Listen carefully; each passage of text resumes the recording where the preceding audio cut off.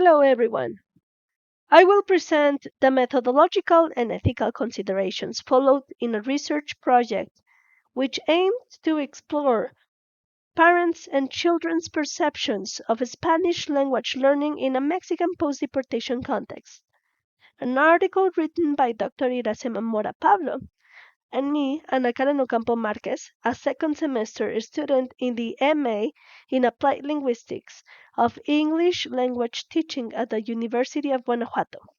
To begin with, I will explain the research context. Guanajuato has been among Mexico's most important migrant sending states. Moreover, 93 out of 100 Guanajuato citizens migrate to the United States.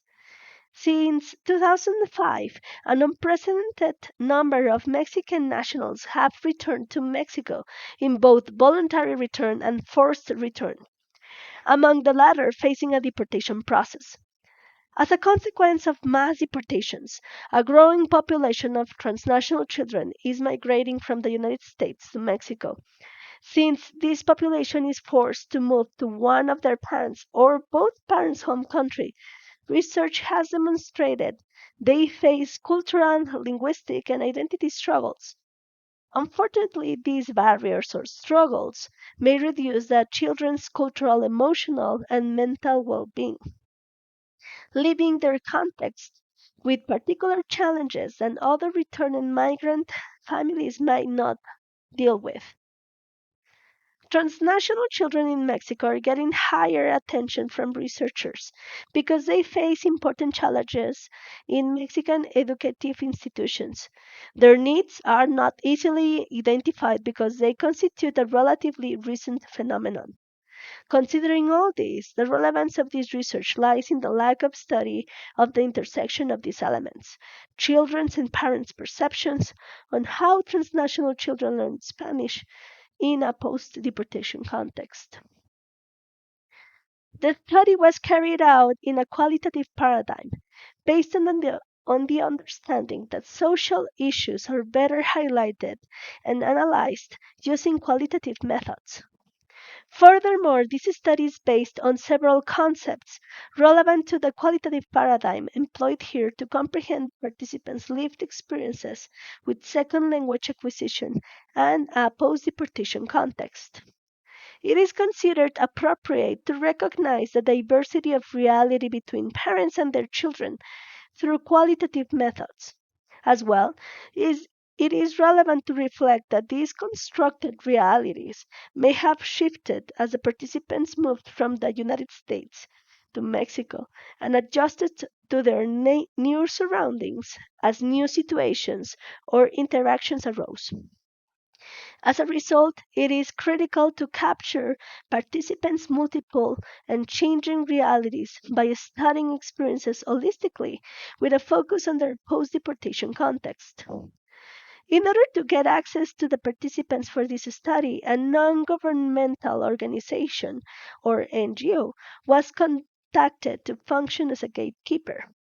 This NGO is based in San Miguel de Allende City in Guanajuato State and provides comprehensive services and accompaniment to deported Mexicans and their families. Of its beneficiaries, 5 families agreed to participate in this research. These families are constituted by a deported Mexican husband and a U.S. citizen wife, with U.S. citizen or dual citizen children. 4 of these families live in San Miguel de Allende City, except for one family who lives in San Jose Iturbide City, located as well in Guanajuato State. These families have lived in Mexico since the father faced deportation 2 to 5 years ago. 5 children from these families agreed to be part of the research. Their ages range from 11 to 17 years old. The method selected for this research is narrative inquiry, not only because this is a well known approach for second and foreign language learning research, but it is also considered an efficient method to reveal unique perceptions, which makes it optimal for eliciting and documenting parents' and children's perspectives. This method in applied linguistics appeals to the fundamental meaning making function of narrative or in other words, of participants' experiences. Thus, it is expected that through their narratives, participants will be able to look for ways to understand and represent their lived experiences facing a post deportation context and how that interacts with their Spanish learning process. The techniques considered for this research, including a demographic questionnaire, semi structured interviews for parents and children, and field notes. The purpose of the questionnaires was to obtain demographic data of the parents in a more detailed way.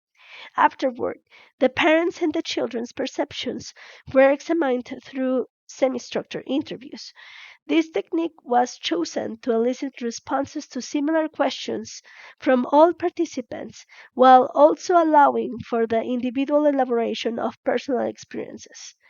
The questions included in these semi-structured interviews were focused on their life in the United States, their migration deportation experiences, transnational educational trajectory, and the adaptation process in Mexico, language policy before and after moving to Mexico, the involvement of parents in children's Spanish learning process, among other things. It is worth noting that research participants could choose whether the questionnaire or the interview would be conducted in English, Spanish, or bilingually, depending on their linguistic preferences. So they could code switch and code mix between both languages and use any linguistic elements of their choice, such as idiomatic expressions, slang terms, and any coin terms. Lastly, field notes were also used. In qualitative research, field notes are commonly used to document contextual information, such as behaviors or activities. The field notes carried out included observations based on geographic settings, linguistic policies inside families, and critical reflection. The latter becomes relevant due to the fact qualitative research acknowledges the role of the researcher as an instrument within the research, shaping the results. Now, ethical considerations. Three ethical aspects will be described: gaining access to vulnerable participants' consent and assent forms and considerations with minor participants.